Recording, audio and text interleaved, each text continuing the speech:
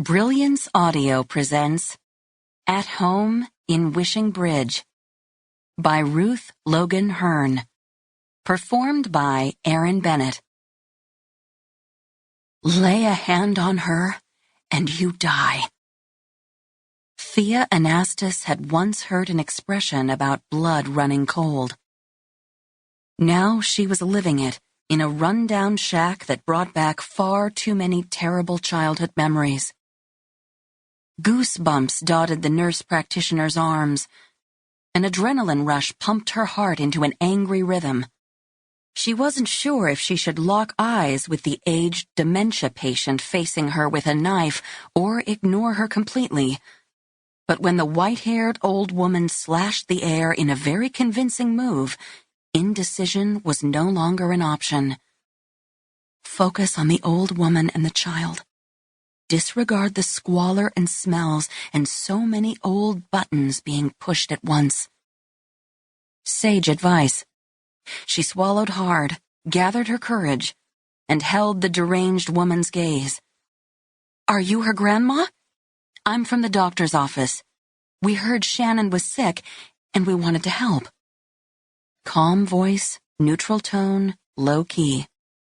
That's what she'd learned in her psych rounds years before, and while she'd felt well-rounded enough to hang a family practice shingle, years of education melted into a puddle at the sight of that knife. But that was her problem, not the old woman's. Unfortunately, dementia patients weren't psych method friendly. Anything could exist in their world, and often did. Thea reached for her phone to call for backup. "A gun! A gun!"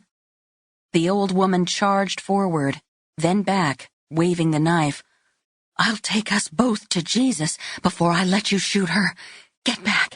Get back!" Like a scene from a Stephen King movie, the old woman let out a howl, arm raised, knife gleaming. "Stay calm.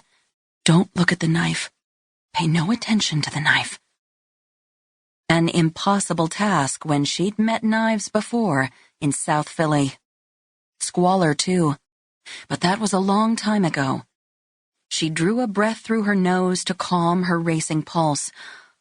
"A phone, Mrs. Willoughby. Just my phone to call the doctor. Shannon's sick, remember?"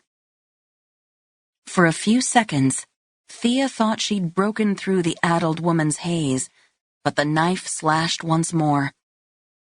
The longer days of spring offered oblique light from a west-facing window in the hills of Wyoming County, New York. It backlit the old woman, but the angled glow put Thea at a disadvantage. She reached for her phone again and took a step back. "You go! You go! You go!" She couldn't leave a child in these circumstances, but angering the old woman further could make things worse. She backed out the door and dialed. 911, state your emergency. "This is Thea Anastas, the nurse practitioner from Hillside Medical. I'm trying to treat a critically ill child at 17072 County Road 27, but I'm being threatened with a knife by an elderly woman. I need help, ASAP. Is the child in danger?" It sure looked that way. "Yes. Are you in danger?" "Yes. It's a big knife, and the old woman is out of touch with reality.